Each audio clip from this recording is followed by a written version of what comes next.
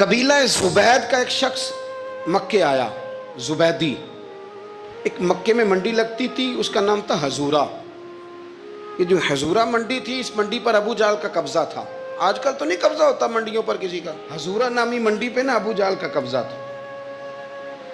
اونٹ بڑے خوبصورت تھے، شاندار تھے۔ اس نے کہا میں نے بولی دینی۔ ابو جہل نے اعلان کیا خبردار کوئی بولی نہ دے۔ بڑی دور تھا قبیلہ زبید، وہ آدمی واپس لے جا نہیں سکتا تھا، مجبور ہو گیا۔ ابو جہل کہنے لگا چوتھا حصہ قیمت دوں گا اور اونٹ تمہیں دے کے جانے پڑیں گے، یعنی اگر لاکھ کے ہیں تو 25,000 کے دو۔ بندہ بڑا پریشان ہوا، چودھریوں سے بات کی تو کہنے لگے بدماش بڑا ہے، ہم شریف لوگ ہیں، شریف اور بزدل میں، بزدلی کو شرافت کا نام نہ دو، پکی بات کر رہا ہوں، شریف اور بزدل میں شریف ضرور بنو پر بزدل نہ بنو۔ جی ہم جی شریف لوگ ہیں جی، وہ کیا مطلب؟ کوئی پاس نہ آیا، وہ بیچارہ نہ کونے میں بیٹھ کے رونے لگ گیا، کہنے لگا میں کدھر جاؤں یارو، میں واپس بھی نہیں لے جا سکتا، اور چوتھے حصے میں دے کیسے جاؤں، اتنا نقصان۔ وہ رو رہا تھا تو کہیں حضرت زید بن ارقم نے سن لیا۔ آپ فرمانے لگے کیوں روتا ہے؟ کہنے لگا یار میں نے تو اہل عرب کی تعریف سنی تھی، میرے ساتھ کھڑا ہی کوئی نہیں ہوتا۔ تو آپ فرمانے لگے تو نے عربی دیکھا ہی کب ہے؟ اگر کائنات کا حسین و جمیل عربی دیکھنا ہے تو جا حرم مکہ میں بیٹھا ہے، مکھ چند بدر شاہ شانی ہے تے متھے چمک دی لاٹ نورانی، کالی زلف تے اکھ مستانی، مخمور اکھی ہیں نا مد بریاں سبحان اللہ، ما اجمل کا ما احسن کا ما اکمل، کتھے مہر علی تے کتھے تیری ثنا، مشتاق اکھی کتھے جال۔ تو نے دیکھا کب ہے؟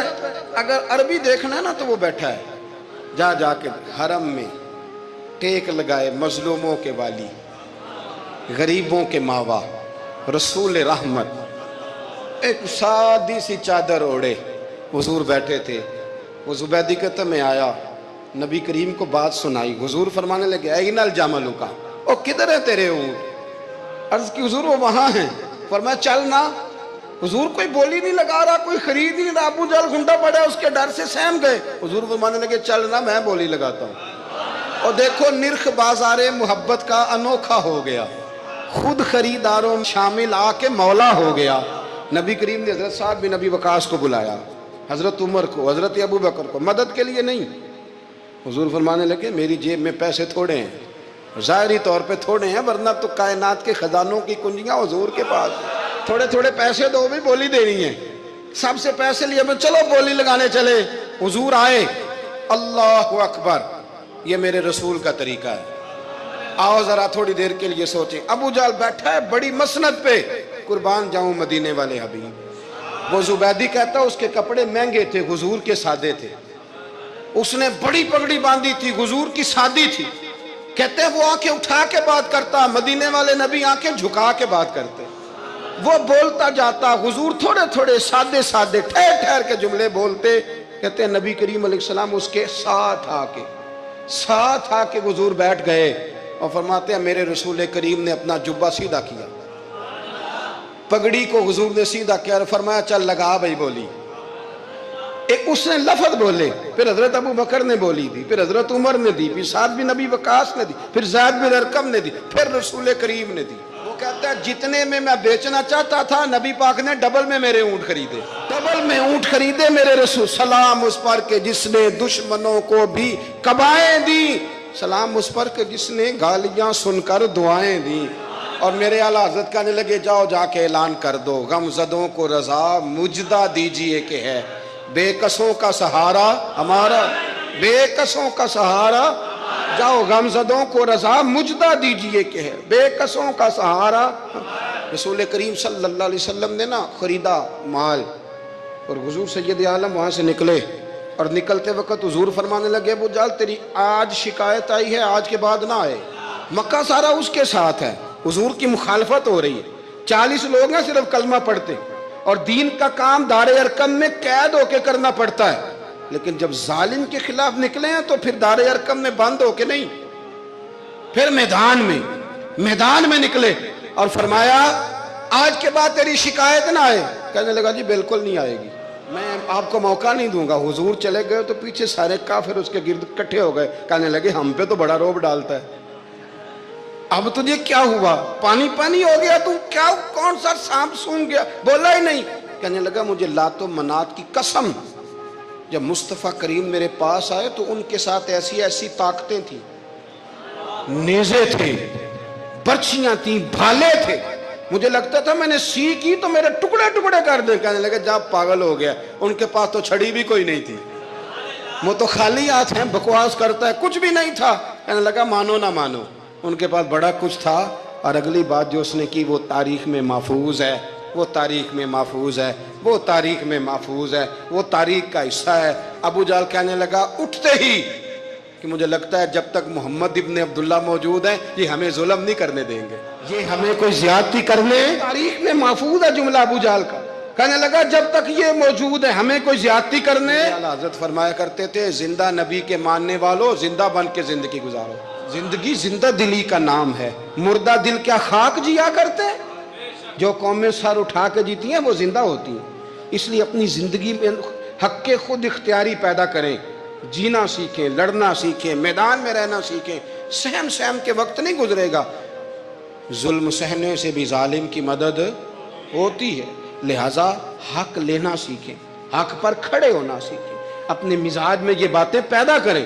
مجھے خاتون نے پوچھا, میرا بھائی کہتا ہے حصہ لے لے پھر میرے مرے کا منہ نہ دیکھنا. میں کہا پتر تو حصہ لائے نہ منہ ویکھی ہوتا, کوئی ضرورت نہیں, منہ ایسے ظالم کا منہ ویسے بھی نہیں دیکھنا چاہیے جو بہنوں کا حصہ کھا جائے.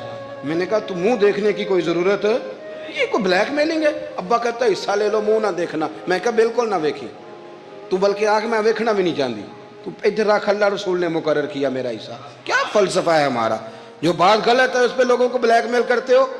جائز بات پہ ڈٹنا سیکھو.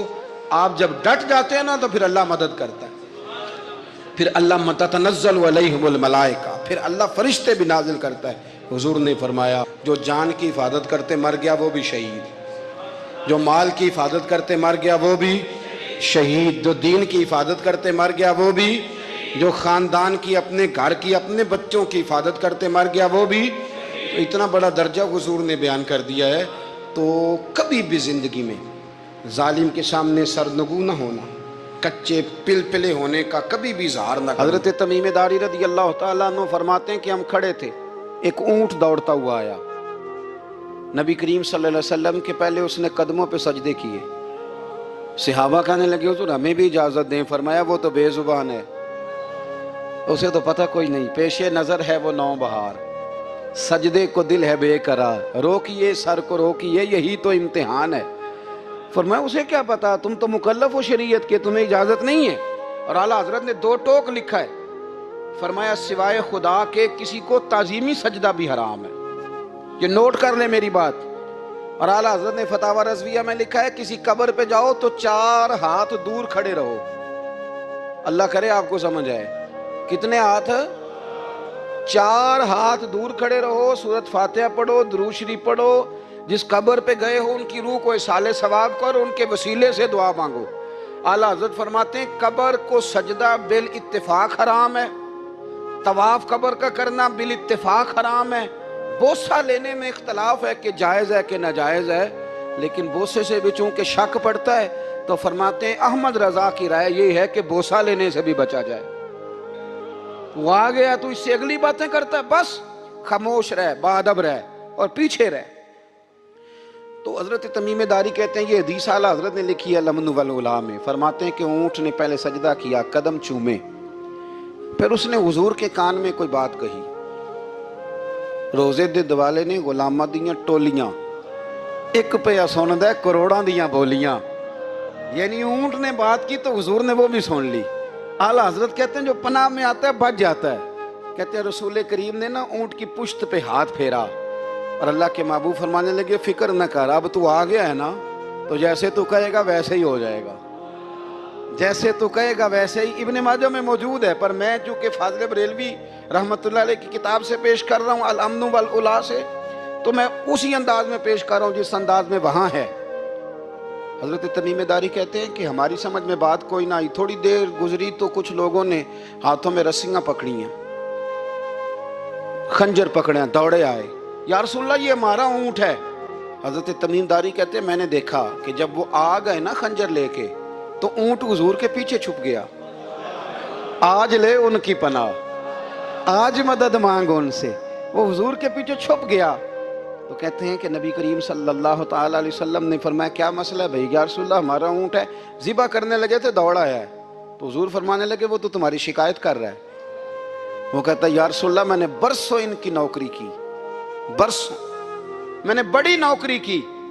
صحیح کہتا ہے یا رسول اللہ؟ ٹھیک کہتا ہے. حضور اب بوڑھا ہو گیا ہوں، تھوڑا زیادہ بوجھ نہیں اٹھا سکتا، تو مجھے ذبح کر کے کھانا چاہتے ہیں، میں مرنا نہیں چاہتا. نبی کریم فرمانے لگے اچھے لوگ یہ صلہ دیتے ہیں. انہوں نے عرض کی حضور آپ حکم کر دیں، ہم اس کو چھوڑ دیتے ہیں یا رسول اللہ، نہیں ذبح کریں گے، خدمت کریں گے. حضور فرمانے لگے نہیں، اب میرے پاس آیا ہے نا، اب میں نے واپس نہیں کرنا. آج ہو گیا ہے، آج لے ان کی پناہ، آج مدد مانگ ان سے. آج ہو گیا یا رسول اللہ پھر رکھ لیں. حضور نے فرمایا نہیں بھائی پیسے بتاؤ کتنے ہیں. یا رسول اللہ نہیں نہیں کچھ نہیں. نبی کریم علیہ السلام نے فرمایا نہیں بتاؤ کتنے، بتاؤ کتنے. انہوں نے کہا حضور ایک دفعہ ریٹ لگایا تھا تو 100 دینار لگا تھا. حضور نے فرمایا بلال دے دو 100 دینار. 100 دینار دے دیا. اعلیٰ حضرت فرماتے ہیں دیکھو ان کی پناہ میں آنے کی برکتیں کتنی ہیں. ان سے کہا تم جاؤ، وہ چلے گئے. حضور نے پشت پہ ہاتھ پھیرا، فرمایا جا تو آزاد ہے. حضرت تمیم داری کہتے ہیں وہ پہلے گیا پھر پلٹ کے آیا. اس نے نبی پاک کے کان میں کو بات کی، کئی باتیں کی، پر میں ایک بات کرتا ہوں، کئی باتیں کی، ایک بات کی تو حضور رو پڑے. اونٹ چلا گیا. ہم نے عرض کی حضور یہ کیا کہہ گیا ہے؟ تو محبوب فرمانے لگے یہ کہہ گیا یا رسول اللہ جس طرح آپ نے مجھے چھری سے بچایا ہے، میں دعا کرتا ہوں اللہ آپ کی امت کو جہنم سے محفوظ فرمائے. اللہ جہنم سے بچائے آپ کی امت کو، اس طرح مجھے چھری سے آپ نے محفوظ کیا. اعلیٰ حضرت فرماتے ہیں کن چکروں میں پڑے ہوئے ہو، کن چکروں میں؟ پیسوں کی پناہ لیتے ہو، عہدوں کے پیچھے چھپتے ہو، دولت کے پیچھے چھپتے ہو، تعلقات کے پیچھے چھپتے ہو. فرمایا مصیبت آئے گی تو یہ سارے ہٹ جائیں گے. اگر پناہ لینی ہے تو مدینے والے محبوب کی پناہ لو، دروازہ رسول پہ آؤ، نبی کریم کی بارگاہ میں جھکو، حضور سے پیار کرو. اعلیٰ حضرت فرماتے ہیں محبوب کا ادب کرو، رسول اللہ کی غلامی کرو.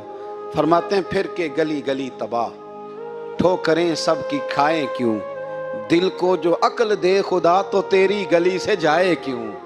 اور فرمانے لگے جان ہے عشق مصطفیٰ، روز فزوں کرے خدا، جس کو ہو درد کا مزہ وہ ناز دوا اٹھائے کیوں. جس کو ہو درد کا مزہ وہ ناز دوا اٹھائے کیوں. انہوں نے محبوب کریم کی محبت کا پیغام دیا، صحابہ کی محبت کا، بولیے صحابہ کی محبت کا. پوری کتاب لکھی حضرت صدیق اکبر جناب عمر کے فضائل پر. اور مزے کی بات یہ ہے کہ اعلیٰ حضرت نے نا اردو شاعروں میں سے کسی کو توفیق نہیں ہوئی حضور کو شہنشاہ کہنے کی. اعلیٰ حضرت نے کہا میرے نبی شہنشاہ ہیں. دلیل کیا دی؟ فرمانے لگے پڑھو ترمذی. حضور نے فرمایا میرے 2 وزیر زمینوں میں ہیں، 2 آسمانوں میں. زمین کے 2 وزیروں کے نام ابو بکر اور عمر ہیں، آسمان کے 2 وزیر ہیں جبریل اور میکائیل. اعلیٰ حضرت کہنے لگے حضور وزیر تو کسی شہنشاہ کے ہی ہوتے ہیں، پھر کہہ لو نا شہنشاہ.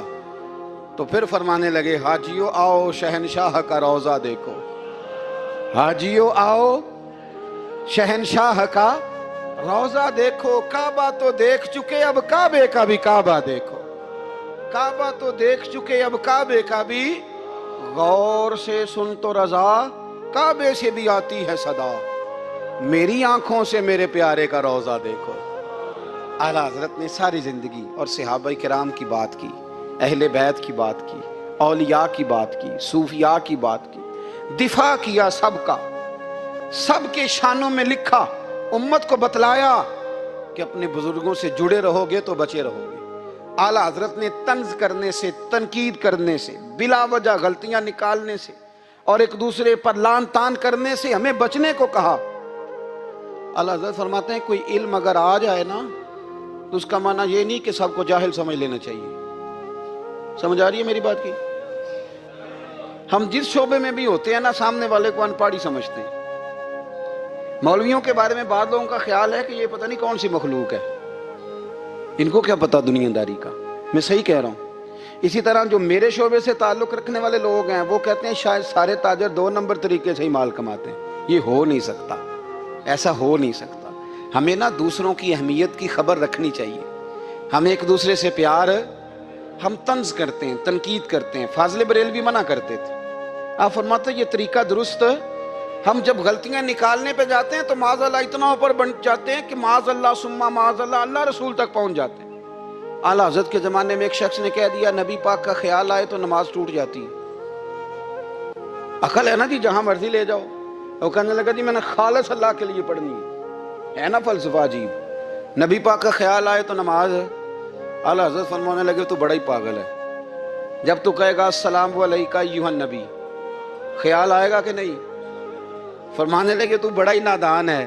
جب تو کہے گا اللہم صلی علی محمد وعلی، خیال آیا کہ نہیں آیا؟ فرمانے لگے تو نبی پاک کی بات کرتا ہے، نماز میں تو ابا اماں کا بھی خیال آتا ہے. ربنا اغفر لی ولوالدیّ. فرمانے لگے ربے کے خیال سے نہیں ٹوٹتی تو مدینے والے کے خیال سے کیسے ٹوٹ گئی؟